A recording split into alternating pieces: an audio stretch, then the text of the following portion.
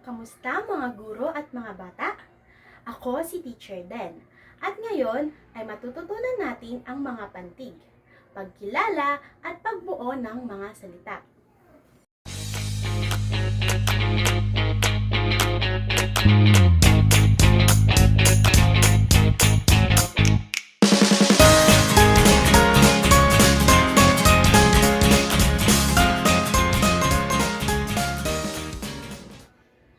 Sa video na ito, matututunan ninyo ang una, makilala ang pantig sa pamamagitan ng mga halimbawa at maunawaan ang kahalagahan nito sa pagbuo ng salita.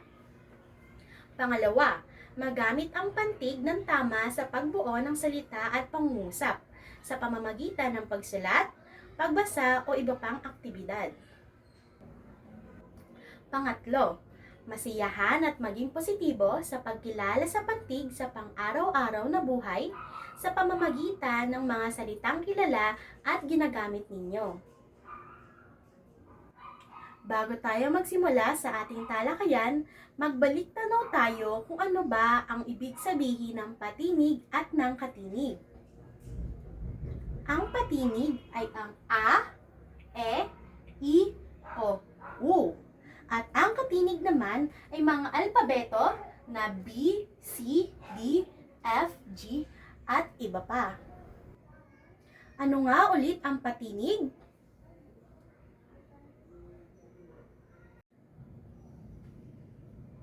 Magaling! Ngayon naman ay alamin natin kung ano nga ba ang pantig. Ano nga ba ang pantig? Ang pantig ay bahagi ng salita na binibigkas sa isang bugso ng tinig. Ano nga ulit ang pantig? Mahusay! Ang mga pinagsama-samang tunog naman ay makakabuo tayo ng pantig. Halimbawa,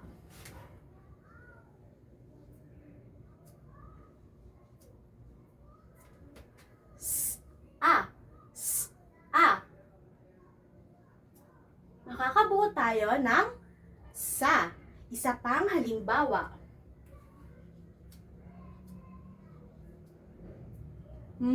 A, A. Makakabuo tayo ng ma. Mula sa pantig, makakabuo naman tayo ng isang salita. Halimbawa,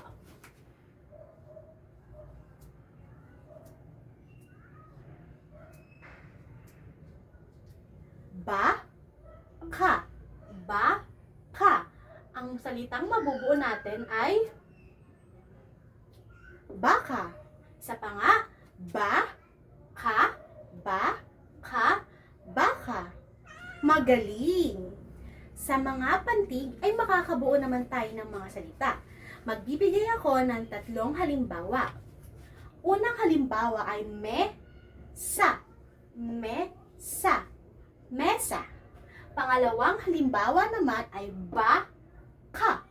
Ba-ka. Baka. Pangatlong halimbawa ay kubo. Kubo. Kubo. Basahin nga mga bata.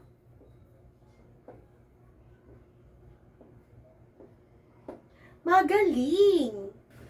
Ang pagpapantig ay isang paraan ng paghahati ng salita. Para mas madali nating maintindihan, tukuyin natin ang pagpapantig sa pamamagitan ng pagpalakpak. Sa pamamagitan ng pagpalakpak. Magaling! Ngayon naman ay magbibigay ako ng isang halimbawa para mas masundan ninyo ang ating gagawin ngayon. Sabay-sabay nating sabihin ang bahay.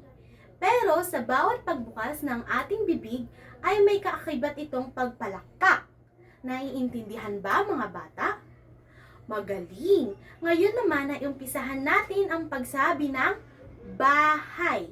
1, 2, 3. Bahay. Magaling!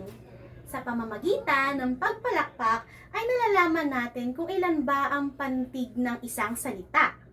Ilan nga ang pantig ng salitang bahay? Bahay. Isa pa nga, bahay. Magaling! Merong 2 pantig ang salitang bahay.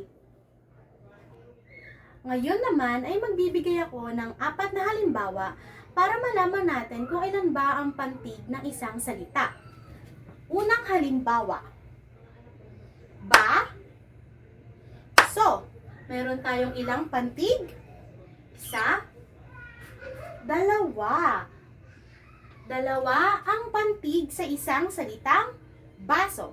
Pangalawa, ka, la, ba, sa. Ilang ang pantig ng kalabasa? 1, 2, 3, 4. 4 na pantig ang nabubuo sa salitang kalabasa. Pangatlo naman ay pera. Meron tayong 1, 2. Meron tayong 2 pantig sa salitang pera. Pang-4 naman ay bulaklak. Ilan ang pantig ng bulaklak? 1, 2, 3. Sa bulaklak na salita ay meron tayong 3 pantig. Sa araling ito, natututunan natin na ang pantig ay bahagi ng isang salita na binibigkas sa isang bugso ng tinig.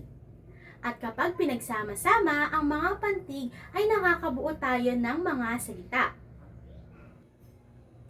Sa mga guro, maaari niyong ipakita ang video na ito sa inyong mga klase. At para naman sa mga bata, patuloy kayong magsanay sa pagkilala at pagbuo ng salita gamit ang pantig. Hanggang sa muli!